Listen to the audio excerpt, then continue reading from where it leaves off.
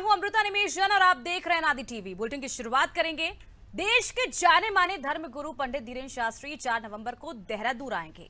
पंडित धीरेन्द्र शास्त्री यहां महादिव्य दरबार लगाएंगे, जिसे लेकर जिला प्रशासन और आयोजकों ने सभी तैयारियां पूरी कर ली है। पहले ये कार्यक्रम देहरादून के रायपुर क्षेत्र स्थित स्टेडियम में होना था, लेकिन सुरक्षा की दृष्टि से अब इस कार्यक्रम को परेड ग्राउंड मैदान में किया जाएगा, जिसके लिए प्रशासन और पुलिस ने अपनी तैयारियां पूरी कर ली हैं।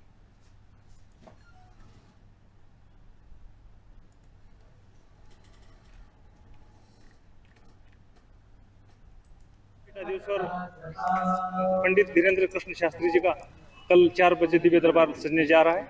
और आपको पता है, जो पूरे भारत भर में जहाँ भी धीरेन्द्र शास्त्री का दरबार लगता है, लाखों की संख्या में भीड़ जमा होती है।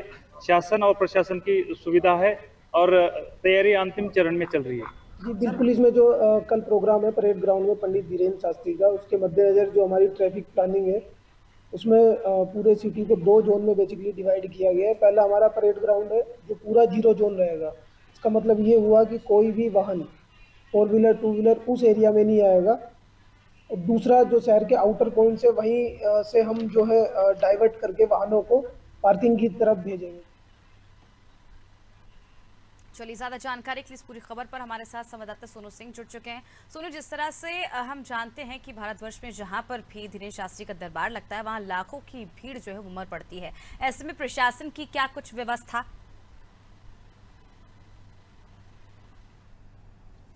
सभी तैयारियों को अंतिम रूप दे दिया है और जो आयोजकों की टीम है, वो आयोजकों की टीम जो है वो भी लगातार तैयारियों को अंतिम चरण में पहुंचा चुकी है और अंतिम रूप दे रही है। और इससे पहले के जो कार्यक्रम पहले से ही निर्धारित थे वो किए गए हैं। कलश यात्रा का आयोजन किया गया है, एक यज्ञ का आयोजन किया गया है और तैयारियां जो है वो लगभग अंतिम चरण में है, क्योंकि कल दोपहर के समय फ्लाइट से वो देहरादून के जौलीग्रांट एयरपोर्ट पर पहुंचेंगे और उसके बाद फिर यहाँ से सीधे होटल में जाएंगे। और जो हमें जानकारी प्राप्त हुई है उसके मुताबिक कुछ विशिष्ट लोगों से उनकी मुलाकात का भी कार्यक्रम है। और शाम को 4 बजे से लेकर 11 बजे तक देखिए महादरबार आयोजित किया जाएगा। इस दौरान बड़ी संख्या में जो उनके अनुयायी हैं, जो उनके भक्त हैं, वो इस महादिव्य दरबार में शामिल होंगे। और ऐसे कोई खास पास की व्यवस्था इसमें नहीं की गई है, बल्कि जो पहले आएंगे और जो उसके बाद आएंगे उसी तरीके से जो उनके अनुयायी हैं वो जो है पंडाल में स्थान ग्रहण करेंगे।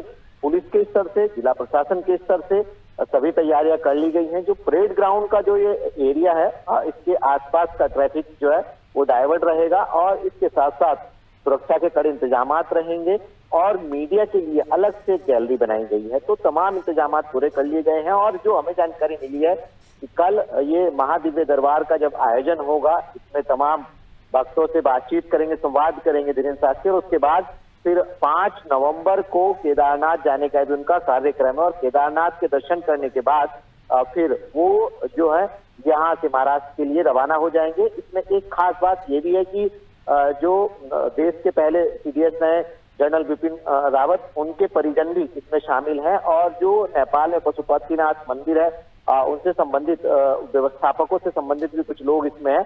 और पौड़ी जिले के एक उनके गांव वाले इलाके में एक पशुपतिनाथ जी का प्रतीकात्मक मंदिर को भी लेकर के चर्चाएं की जा रही हैं कि उसकी भी स्थापना की जाएगी। तो तमाम ये कार्यक्रम है, इनकी तैयारी को अंतिम रूप दिया जा रहा है और कल तमाम जो उनके अनुयायी हैं वो इस महादिव्य दरबार का लगने का बेसब्री से इंतजार कर रहे हैं। बिल्कुल सोनू, जिस तरह से आप जानकारी दे रहे हैं, जो उनके अनुयायी हैं और बेसब्री से दरबार लगने का इंतजार कर रहे हैं, ऐसे में सवाल ये भी ट्रैफिक व्यवस्था का आप जिक्र कर रहे थे, ट्रैफिक डाइवर्ट किया गया है। ऐसे में कई बार हम देखते हैं जब शहरों में VVIP मूवमेंट होता है तो इसका खामियाजा कहीं ना कहीं आम जनता को भुगतना पड़ता है। तो ऐसे में किस तरह का डाइवर्शन किया जाएगा ताकि आम जनता को दिक्कतों का सामना ना करना पड़े?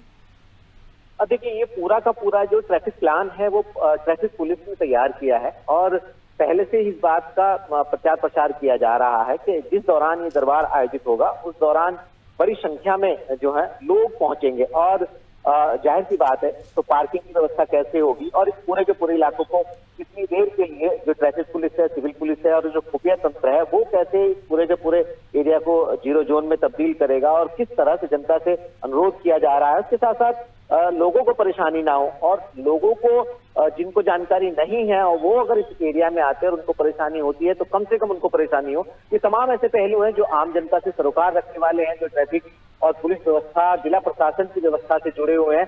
अब देखना होगा कि आखिर ये जो चुनौती है आम जनमानस को परेशान ना हो, इसको कैसे कम से कम जिला प्रशासन, पुलिस प्रशासन और जो और व्यवस्थापक लोग हैं, चाहे वो आयोजन से संबंधित हो, उनकी टीम से संबंधित हो, ये कैसे इस व्यवस्था को मुकम्मल करेंगे ताकि जनता को कम से कम परेशानी हो और इस आयोजन का इस पूरे के पूरे महादरबार का जो दिव्य दरबार लगने जा रहा है, इसका जो आयोजन है वो बिल्कुल सकुशल हो और शांतिपूर्ण ढंग से हो।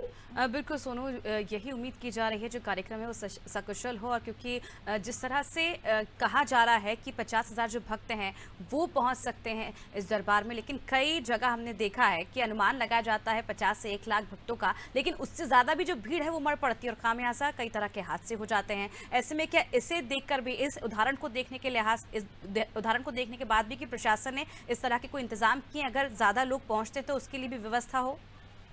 देखिए, ये एक अपने आप में ही एक बहुत अहम सवाल है, क्योंकि एक आम इंसान से, जनता से जुड़ा हुआ है, उन लोगों से जुड़ा हुआ है जो एक श्रद्धा भाव को लेकर के दरबार में शामिल होने के लिए पहुंच रहे हैं। और निश्चित तौर पर ये कहीं ना कहीं पुलिस प्रशासन के लिए, जिला एडमिनिस्ट्रेशन के लिए एक बड़ी चुनौती है। इस चुनौती को कैसे पार पा पाएगा, इस रणनीति के तहत जो है प्लान ए, प्लान बी और प्लान सी तैयार किया गया है ताकि लोगों को परेशानी ना हो और किसी तरीके की कोई अप्रिय घटना इस महादिव्य दरबार के दौरान ना हो, ताकि जो एक मैसेज है वो लोगों में सकारात्मक मैसेज जो है वो पहुंचे। और इसी को ध्यान में रखते हुए पूरा का पूरा एक पुलिस प्रशासन ने, खास तौर से खुफिया तंत्र ने एक प्लान तैयार किया है। कई इसमें प्रवेश द्वार बनाए गए हैं और निकासी द्वार भी बनाए गए हैं और ये कोशिश की गई है कि अव्यवस्थाएं जो है वो सामने ना आए और जिस तरीके से व्यवस्था की जा रही है इसी के अनुरूप पूरा का पूरा एक कार्यक्रम हो, इसका आयोजन हो। तो अब देखना होगा कि पुलिस प्रशासन आखिर इस चुनौती को किस तरीके से पार करता है और साथ ही किसी भी तरीके की कोई घटना ना घटे,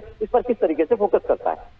बने रहिए हमारे साथ सोनू, आपसे और जानकारी हम लेते रहेंगे। तो आपको बता दें, बहुत बहुत शुक्रिया सोनू तमाम जानकारी की। तो बता दें, राजधानी देहरादून में बागेश्वर धाम के पीठाधीश्वर धीरेन्द्र शास्त्री का पहली बार दिव्य दरबार लगाया जा रहा है और इसे ध्यान में रखते हुए प्रशासन ने पुख्ता इंतजाम किए गए हैं। प्लान ए, बी, सी के तहत जो प्रशासन उसे इंतजाम किए, क्योंकि कई जगह हमने ऐसे मौके देखे हैं जब 50 से 1 लाख लोगों की जो भीड़ है वो उमड़ने की बात होती है, भक्तों के आने की बात कही जाती है, लेकिन मौके पर काफ़ी ज़्यादा भीड़ हो जाती है, 1 लाख से पार हो जाती है और उसका खामियाजा जो कहीं ना कहीं आम जनता को भुगतना पड़ता है। लेकिन ऐसे में अब प्रशासन ने इन्हीं सब वाक़े को लेकर, मुद्दों को लेकर ध्यान में रखा है कि किस तरह से प्रशासन को आगे पुख्ता इंतजाम करने पड़े ताकि ट्रैफिक व्यवस्था से लेकर आम जनता को किसी तरह की दिक्कतों का सामना ना करना पड़े।